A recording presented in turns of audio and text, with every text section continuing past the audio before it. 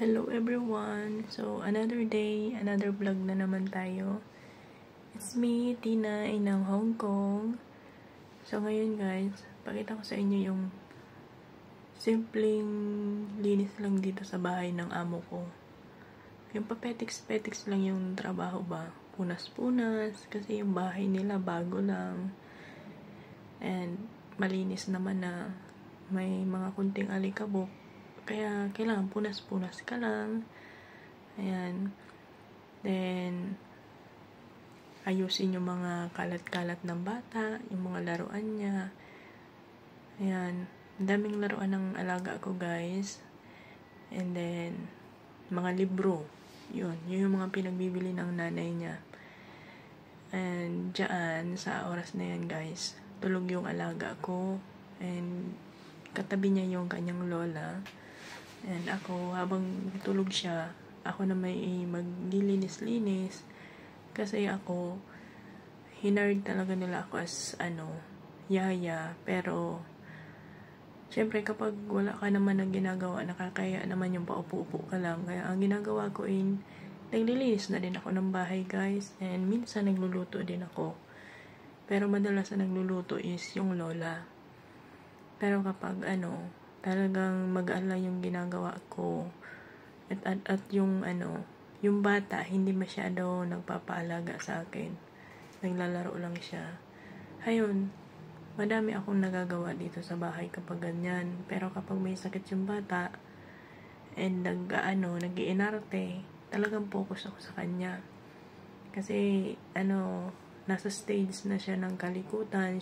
Syempre tayong mga nani, talagang todo bantay. So, yan lang. Ako, punas lang. Yan, yung ini-spray ko, talagang sadyang pinabili ko yan kay madam. Kasi maganda siyang ipunas sa mga ganyang nila, mga gamit. So, after that, pag natapos ko na yung maglinis, magtutupi naman na ako ng mga damit. Tutupiin ko yung mga nilabhan ko kagabi. Sinampay ko siya. So, mamaya, na yun, tuyo na yun. Katapos ko niyan maglinis, yun na yung sunod kong gagawin. And sa gabi naman, guys, bago ako matulog, ang pinakagagawin ko is talagang linisin yung CR. Hindi ka pwede maglinis ng todo linis kapag umaga kasi lagi naman nilang ginagamit. Yun, kapag meron lang nagsisihulog na mga tissue or buhok, yun, pupulit-pulutin mo lang, pero hindi ka pa yun todo maglilinis kasi sa gabi, pagkatapos ko maligo, talagang pupunasan ko yung mga basa sa pader, tapos kukuskusin yung inidoro. Ganun yung ginagawa ko gabi-gabi. Panghuli talaga yung banyo. Tapos yan, pagkatapos ko niyang kusina naman. Ang kusina, super liit lang, guys. Mas malaki pa nga yung kusina namin sa bahay. Kaya halos, kapag nasalansan mo lang yung gamit, tapos na. Wala ka na masyadong gagawin. Kaya ang trabaho dito, guys, sa Hong Kong is madali lang. Kung sa paglilinis lang, sobrang dali, hindi ka mahihirapan. Hindi tulad sa last employer ko dati, sa Middle East, talagang grabe, 4 na palabag yung bahay doon. Talagang pahirapan. Puyat ka pa at pagod. Dito, medyo mahirapan ka lang kapag sobrang maarte yung amo mo. Kasi talaga naman, common naman sa mga Chinese, talaga is maselan sila masyado.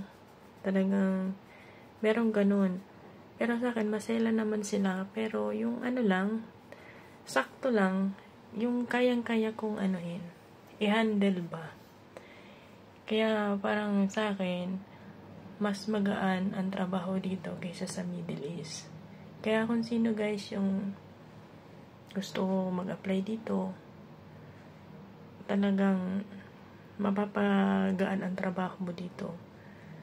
Ewan ko sa iba kasi hindi naman parehas yung mga amo natin. Sa akin talaga, mabait yung amo ko at may pagkamaselan, pero caring naman. So, yan lang, guys. after ng mga siguro 1 hour kung ganyan ang ginagawa, tapos na, pwede na ako magpahinga.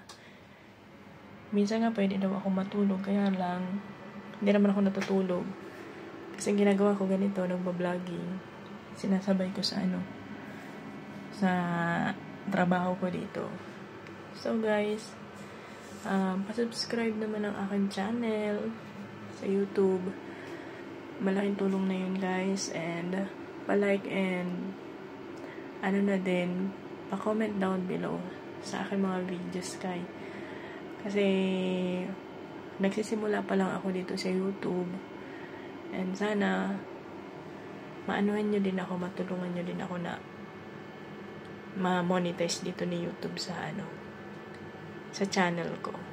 Yan lang guys for today's vlog.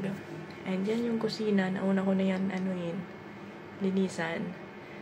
So yan lang po muna guys sa ngayon. Magandang araw sa lahat.